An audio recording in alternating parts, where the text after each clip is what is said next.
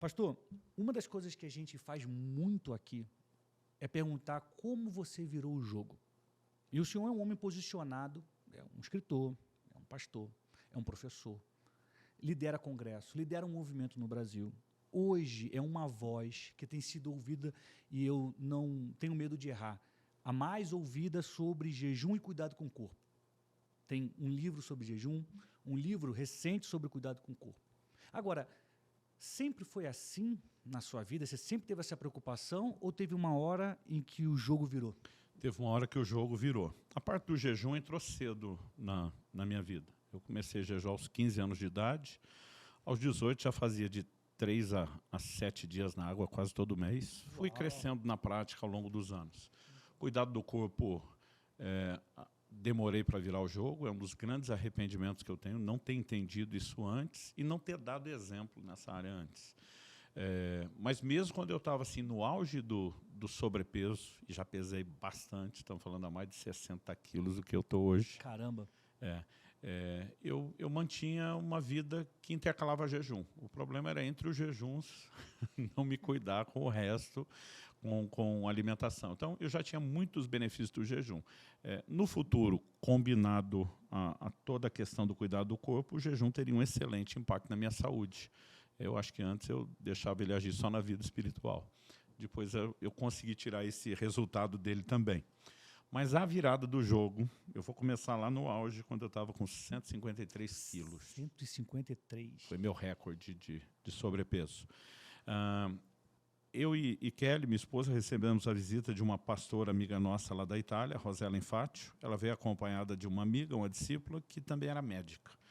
Eu já tinha pregado na igreja deles em Milão 2003, 2005 e 2007, a cada 2 anos. Então, isso deve ter acontecido no final de 2007 ou começo de 2008. Quando a gente recebeu elas em casa, essa médica não conseguiu esconder no rosto dela a cara de espanto com o meu tamanho. E, apesar de italiana, ela falava até bem o português, e ela falou assim para mim: pastor do céu, cada vez que eu te encontro, o senhor está maior do que da vez anterior. Ela falou: desculpa, eu sou médica, eu não consigo não falar. Então, ela já disparou e falou: o senhor tem feito check-up? E ela não esperava isso. Falei: sim. Ela: quanto foi o último? Tipo, achando que tinha sido alguns anos. Falei: faz 2 meses. Ela falou: e aí? Falei: e aí, tudo bem. E ela me olha com a cara: como assim, tudo bem? Falei: tudo bem.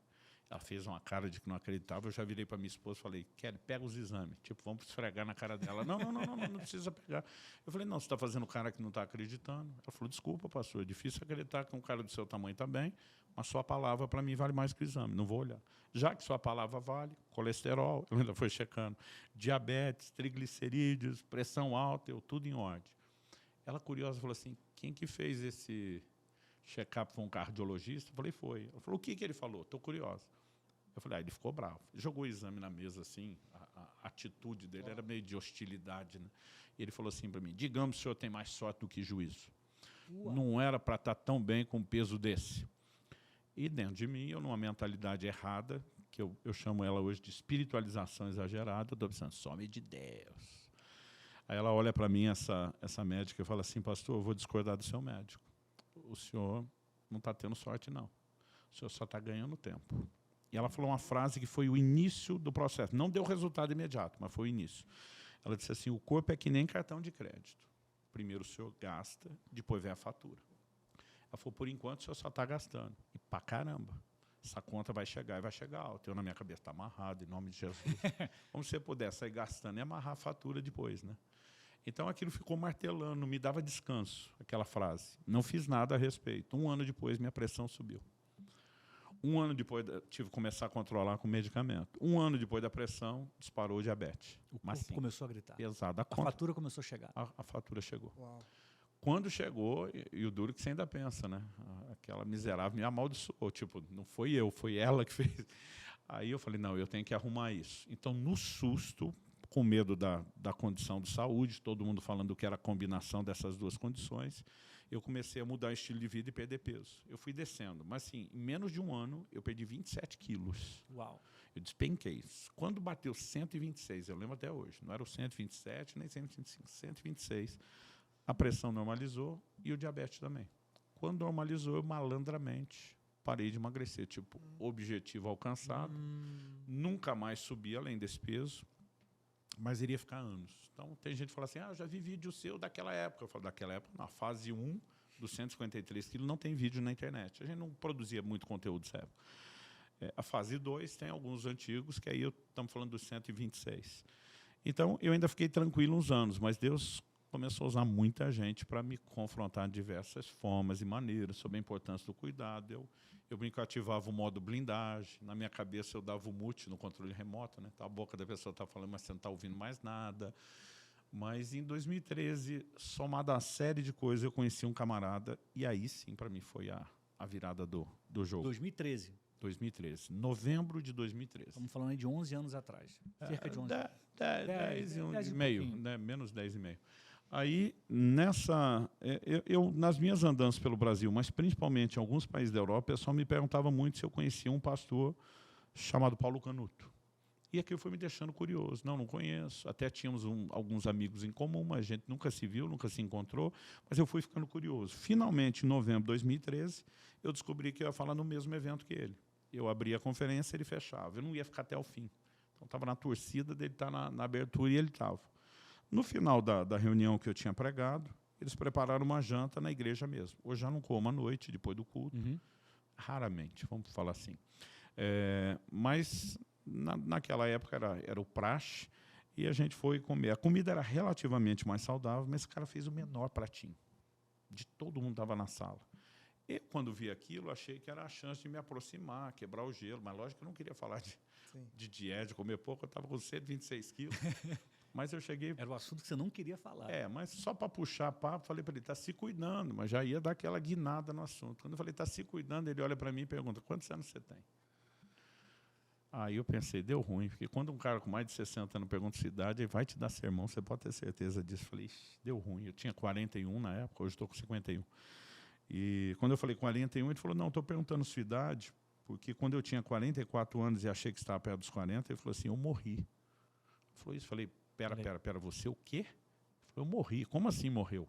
O cara está na minha frente, né? Aí ele falou assim, eu tenho o laudo médico da minha morte, apresentou Eva, a esposa dele, falou, ela é minha testemunha, ela que me socorreu.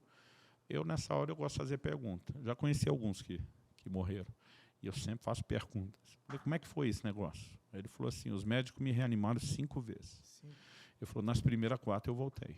Na 5ª eu não voltei. Caramba. Aí eu, como é que você sabe que não voltou? Ele falou, porque eu me vi saindo do meu corpo na maca, tudo que aconteceu a partir daquele momento. Ele falou, minha versão bate nos mínimos detalhes com a da minha esposa e do médico. Eu vi o que ele falou, quando tirou minha aliança, entregou para minha esposa, depois de constatar minha morte. Eu vi que horas eram no relógio quando ele assinou o laudo, e está exatamente o horário que eu vi. Aí eu estou ouvindo aquilo tudo assim, impressionado. Eu falei, e aí? Ele falou, e aí que Jesus apareceu atrás de mim. Ele falou, aquela presença não precisa de anúncio. Ele falou, é indescritível que é aquela glória. Eu sabia que era ele, antes dele falar qualquer coisa. Caramba. E ele falou que não sentia permissão para virar olhar, mas sabia que era o Senhor Jesus. Disse que o Senhor Jesus chegou perto do ouvido dele e falou assim, você é um suicida. Olha aí. A hora que tocou essa frase, eu falei, já sabia para onde ia a conversa. Ele disse que o Senhor falou para ele assim, eu tinha um plano extraordinário para a sua vida, mas você abortou porque nunca cuidou do seu corpo. Que forte isso. Quando falou isso, eu falei, você era gordo? Tipo assim, vamos falar rasgado, sem pisar em ovos? Ele falou, não, mas eu não me cuidava. Ele falou, não dormia. Toda noite era vigília. Ele falou, dormia 2, 3 horas para orar, para buscar Deus, na maior das boas intenções. Viajava a pregar sem me dar descanso. Né? Ele falou assim, meu problema não era comer muito, eu comia pouco, não me alimentava corretamente e jejuava sem nenhuma sabedoria para entrar e sair. Então ele falou assim, em nome de vou fazer isso tudo para buscar Deus, me arrebentei. Ele falou, com 44 anos, meu corpo entrou em colapso. E aí, em homenagem aos meus amigos cariocas, larguei um caraca. Embora eu digo que ninguém fala caraca com vocês. Nem um agudinho ali que só o carioca, né? Caraca, maluco! Aí, maluco. A hora que eu falei o caraca, eu lembro que ele falou assim, calma que fica pior. Eu estou pensando, como é que pode ficar pior essa conversa? Ele falou assim, Jesus me deu uma visão do que teria sido o velório do dia seguinte. O velório que nunca aconteceu, ele falou, eu assisti. Meu Deus. Ele falou, subir a pior coisa que você assistiu é o seu velório. Ele falou, eu vi o meu. Meu corpo arrumado no caixão, terno e gravata, flores, coroa de flores, amigos, familiares chorando. E alguém estende a mão na direção do caixão e fala assim, mas o Paulo era uma benção. Por que será que Deus recolheu ele tão cedo? E quando a pessoa fazia esse comentário, ele disse que Jesus continuava falando atrás dele. Ele está tendo a visão, mas ainda está ouvindo. Jesus falava assim, além de abortar o meu propósito para a sua vida, você faz com que eu seja julgado. Que forte. Jesus falou, te recolhi coisa nenhuma, foi você que se matou. Mas agora, por causa da sua negligência, eu sou julgado. Meu Deus. Meu amigo, o chão sumiu debaixo do meu pé. Meu Deus. Naquele dia,